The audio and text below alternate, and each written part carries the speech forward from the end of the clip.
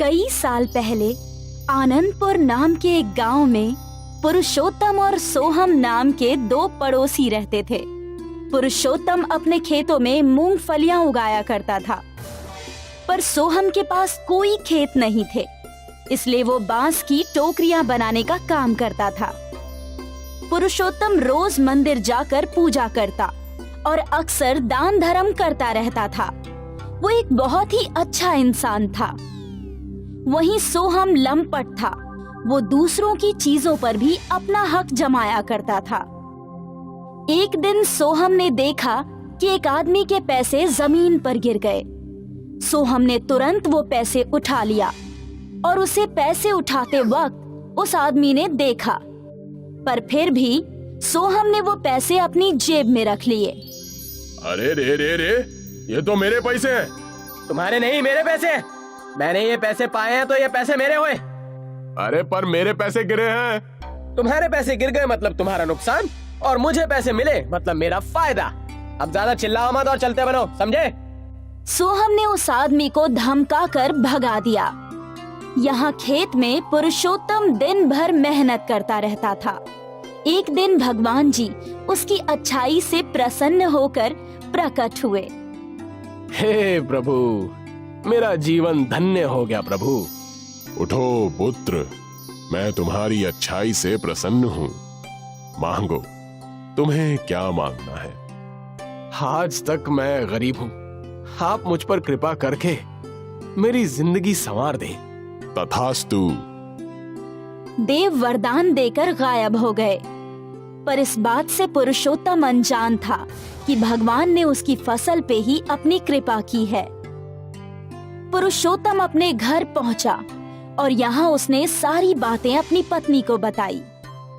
अब पूरी जिंदगी मुझे कोई काम करने की जरूरत नहीं। भगवान ने मुझे वरदान दिया है। पर उनका वरदान किस रूप में आएगा वो तो पता नहीं, पर उस वरदान से हमारी जिंदगी संवर जाएगी। पुरुषोत्तम जागते हुए सपने देखने लगा कि उसे बहुत सारा धन मिल रहा है और वो अपनी सोच से खुश था। खैर, वो दिन बीत गया। पुष्पा सो गई, पर पुरुषोत्तम को नींद नहीं आ रही थी। वो धन के बारे में सोचे जा रहा था। अगला सवेरा हुआ, लेकिन अब भी पुरुषोत्तम अपने ख्यालों में ही डूबा था। पुष्पा घर से बाहर आई और वो हैरान थी। कल तक तो ये सारे पौधे छोटे थे, आज एक ही रात में ये इतने बड़े कैसे हो गए? इन्हें देखकर तो लग रहा है कि इनकी कटाई का वक्त आ गया है। ओ जी, सुनिए। क्या बात है? ये मूंगफलियों की कटाई कर लीजिए। अरे भाग्यवान, अब मुझे काम करने की कोई जरूरत नहीं। भगवान खुद अपनी कृपा मुझ पर करेंगे। अरे उन्होंने वरदान दिया है। पुरुषोत्तम की ये बात सुनकर सोहम हंस रहा था। अरे, लेकिन अगर इन मूंगफलियों को नहीं काटा तो सारी खराब हो जाएंगी। अरे कुछ नहीं होगा। पुष्पा परेशान होकर अपने खेतों को देख ही रही थी कि तभी सोहम की पत्नी नलिनी उसके पास आई। दीदी, मैं कुछ ताजी मूंगफलियां ले लूं क्या? हाँ, ले लो। वैसे भी ज्यादा दिन खेत में रहेगी तो खराब ही हो जाएगी। नलिनी ने कुछ पौधे उखाड़े और मूंगफलियां तोड़ ली। ये मूंगफलियां लेकर नलिनी अपने घर गई। क्या जरूरत थी मूंगफलियां मांग कर लाने की? मुफ्त की है ना, चुपचाप बैठकर खाओ। नलिनी ने एक मूंगफली तोड़ी और उसके अंदर से एक सुनहरा दाना निकला। सुनहरी मूंगफली? सोहम ने जब वो मूंगफली का दाना देखा तो वो खुशी से चीख पड़ा। अरे बाप रे! अरे ये तो सोना है, खरा सोना! क्या? सोहम ने कई और मूंगफलियां तोड़ी, सब में सोने के दाने थे। सोहम समझ गया कि पूरे खेत में सोने की मूंगफलियां हैं और उसके कपटी दिमाग ने एक योजना बनाई। कुछ देर बाद सोहम और नलिनी पुरुषोत्तम के पास गए। भैया, मैं सोच रहा हूँ कि अगर आप मूंगफलियों की फसल नहीं काटने वाले तो मैं ही काट देता हूँ। फसल को काट कर मैं बाजार में बेच आऊंगा और आपको आपके पैसे दे दूंगा। क्यों? अरे वाह, मतलब सारी मेहनत तुम्हारी। हाँ भैया, वही तो कह रहा हूँ। आपको कुछ करने की जरूरत नहीं, हम दोनों मिलकर सारा काम कर लेंगे। ठीक है, काट लो। सोहम ने पुरुषोत्तम को कुछ पैसे दे दिए।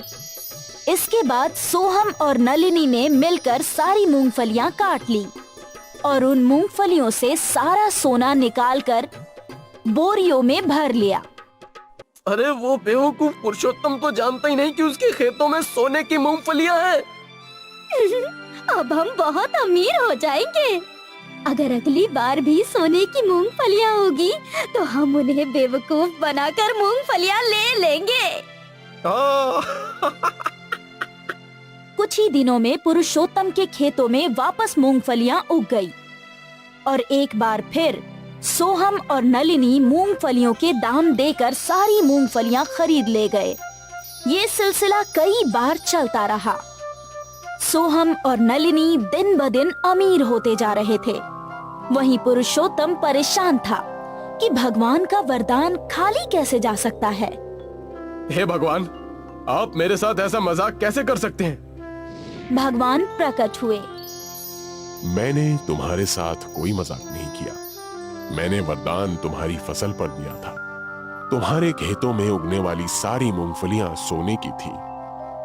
तुम्हें बेवकूफ बनाकर तुम्हारा दुष्ट पड़ोसी सारी सोने की मूंगफलियां इकट्ठी कर रहा है। अरे उस लंपट की तो मैं अभी उसे मजा चखा कर आता हूँ। रुको, तुम्हें कहीं जाने की जरूरत नहीं।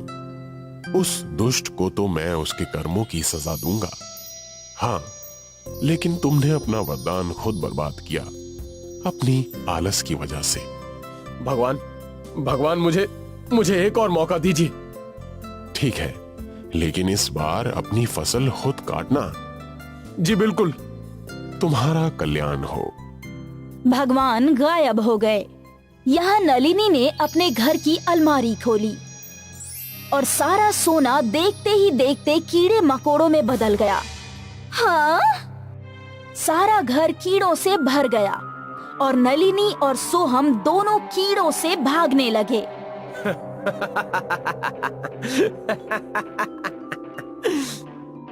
अगली सुबह पुरुषोत्तम ने अपनी मूंगफलियां काटी और उसे अपने वरदान का सोना मिल ही गया। पुरुषोत्तम को एक बड़ी बात समझ आ गई, बिना मेहनत किए कुछ नहीं मिलता। सोहम को सबक भी मिल गया, जो उसका नहीं वो उसे कभी नहीं मिल सकता।